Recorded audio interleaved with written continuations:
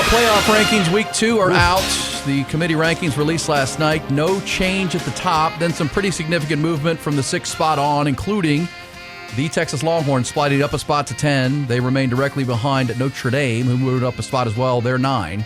They're 1 ahead of Oklahoma once again. Texas Tech made the biggest move up this week. They jumped from up to 6 after dominating BYU this past Saturday. Cougars dropped all the way to 12. And the SEC once again leads the way with 5 of the top 12 seeds. Georgia, Ole Miss, Texas, Oklahoma grabbing 4 of the slots between 5 and 7. Right. And, of course, you have the 2 in the top. So, as a matter of fact, the current mock 12-team bracket, because this is way too early for the mock drafts, the mock brackets, in my opinion. But either way, of course, but the way they have it right now, because with BYU falling all the way down to 12, Texas. Remember last week they weren't in because they got kicked out at 11, right, by the the ACC champion. Well, now they would be in this mock bracket, and they have slotted to play Ole Miss. 7-seeded Ole Miss. That'd be fun. But we know, of course, this will not play. I mean, there's 4 weeks to play. And I talked to Bobby Burton last hour. And look, the Longhorns are sitting in a spot where they can win out, literally, including the SEC title game, and play their way into a top 4 seed. That's in front of them. There's upward mobility there with 2 top 5 teams. Plus, if they were to win out, there's a chance they end up in the SEC title game with just 1 SEC loss right now. They could be in that. If they win that, they could be all the way up into the top 4, even with 2 losses, most likely. Because if they finished on that, they'd be finishing on a 8-game winning. You'd be 11-2 with one of your losses being most likely another team that has a bye week. Well, and a win over Vanderbilt, Oklahoma, Georgia, A&M, whoever you play in the SEC title game, which might be Alabama. Right. And I'm not saying they're going to win all those. I'm just saying the possibility is there. They could also play their way right out of this. There's a high ceiling, and the floor, we kind of know what it is. The floor is the ReliaQuest Bowl. That's right. Well, yeah. Because if they lose 2 out of the next 3 and go 8-4, they're going bowling. So the Duke's Mayo Bowl. Yeah, who knows where that would slot. But so that's where the Longhorns are. And as I said at the top, the college football playoff rankings remain exactly the same. Addition to Indiana's late heroics at Penn State proved enough to keep them at number 2 behind Ohio State. A&M and Alabama 3 and 4. Those top 4 remain on a collision course.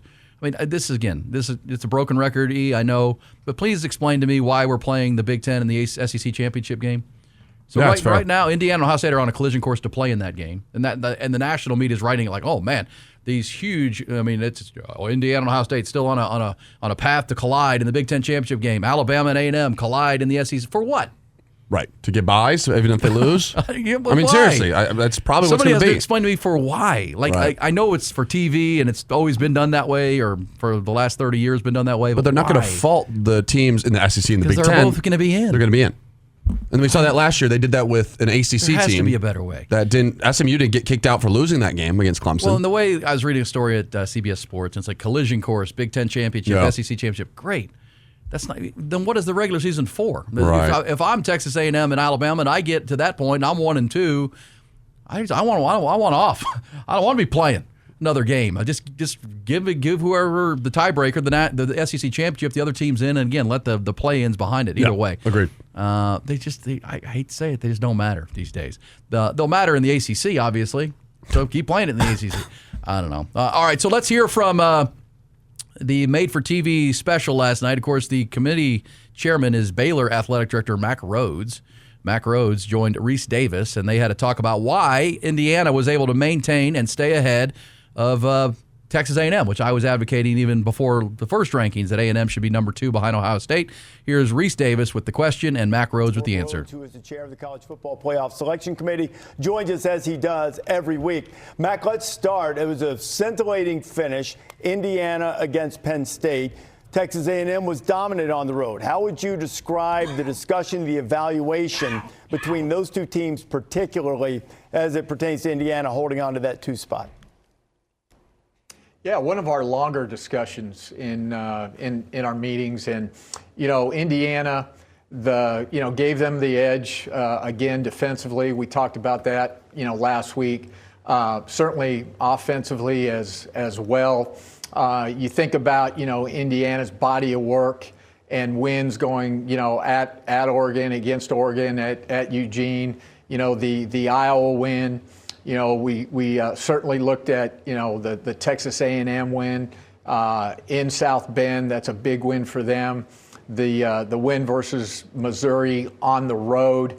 Committee talked a little bit about, Missouri, not the Missouri team that they've been, their third quarterback, playing their third quarterback, a true freshman. And just, Indiana found a way to find a way. And, Mendoza, down the stretch, second, rated quarterback, passing efficiency. So those were all the things that we talked about and gave Indiana the edge. All right, so there's Mack Rhoades. And I do appreciate that, there are coaches on this 13-person committee, former coaches. Yeah. They're watching ball, and they're going to knock A&M because they played a third-string quarterback and they gave up 200 yards rushing. Indiana, it's very close between the two, and at the end of the day, it doesn't really matter. Right. But at the same time, I appreciate that there's some nuance there. They're actually holding teams accountable for things and really talking about the specifics. And right, there's transparency that we didn't really hear about last year. Like, okay, why are they there? Okay, here's why. That's and I give Mack Rhoades credit, and that they're talking about football. Yes, they're talking about ball. Now, he did say that the committee gives the Hoosiers the advantage on offense and defense. Is that fair? All right, do they get both? The sounds he said, the committee, which led and spearheaded when they come to these conversations by the former coaches on the committee, saying, well, we think Indiana's got a little bit better offense and defense, and they gave him the edge at quarterback. Yeah. Which, hard to. Mendoza's the Heisman frontrunner right now, but Marcel Reed's in that great. too. I mean, they are right there, like 2A and 2B, I think that's probably the way it is. Right? Then Alabama's sitting at 4. Sure. Later in the committee, they asked about Texas Tech. Yeah, this is who jumped a few spots up. But you'll hear Reese Davis's question. Why didn't they consider pushing them as a one-loss team into the top 4 after what they did to BYU? Here is Reese Davis. Texas Tech out of the top 4. I think, what a convincing win against, BYU, both sides of the ball. I think, offensively, in the red zone, they've left some points, off the board, kicked a lot of field goals. But, Reese, they're a really good football team. Their front 7 defensively, we think, is as good as there is in the country. Baron Morton, he's playing with a bad leg, really, really tough kid. But, offensively is what's probably kept them out of the top 4, top 5. So and that's fair. I would agree with that right now. If you're talking about one-loss teams and why Tech's not in the top 4, I think, Alabama with Ty Simpson, Georgia with Gunnar Stockton, who we'll talk about coming up in Horns of That Pass. Yeah. They have a more diverse and well-rounded offense. And, by virtue of nobody has kicked more field goals in Division Power 4 than Texas Tech. Yeah, and I think the fact that they jumped Ole Miss, they were sitting. That's pretty significant. That was big. I mean, that you look at the bracket. I wouldn't be mad if I'm Texas Tech. I mean, right. You're in a good. Now you just need to win your games, and you're going to be because you don't want to try to sneak in as a 2-loss team. But being all the way up at 6 tells you that they maybe could. Well, and if you look at the bracket again, things are going to shake out. There's going to be a lot of SEC teams, probably a lot of 10 and 2 teams. But if you look at the 5 and 6 spot, kind of the sweet spot compared to obviously 7 and 8 that are hosting games, because you're going to either get like Georgia right now, that Group of 5 winner, which would be USF, and number 6, are they going to get the ACC winner, which right now they have Miami in there who can't even get to the ACC championship. And they did on that conversation with Mack Rhoades talk about scenario. Miami. Well, Miami is the highest ranked ACC team at number 15. But isn't that kind of a hollow debate? Because they only have a 5% chance of even making the ACC championship That's the game. thing. They're not going to get in if they don't win the ACC championship. And right now they have a 95% chance of not making that game. And that's the argument that's being thrown out there is, I don't know if you saw this about the doomsday scenario. This is what I'm saying with the argument is, what if we see a team like Duke who has 3 out-of-conference losses, who's 8-4 in the ACC championship, and they win? And you have a team like, I don't know, James Madison, who's 11-1 or 12-1 at that point. Are they going to leave the ACC completely out? Because that could happen technically. Let's remind folks, because it's the 5 highest ranked conference champions. And there's a chance that like the American Conference and another conference could have a higher ranked team than the ACC champion. Right. Like the Sun Belt. It doesn't say Power 4. It says 5 highest ranked conference championships. We assume that's going to be one of the Power 4 within the 5, but maybe not. And you're right, if Duke has a big game this week with Virginia. They do. At home. And Virginia's limping into that one. Right. So, yeah, Duke, who would not be highly ranked. South Florida is now the highest ranked group of 6 team at number 22, and they've got to play at the Naval Academy this week. And I'll say this, Navy has given South Florida trouble in the past for that head coach.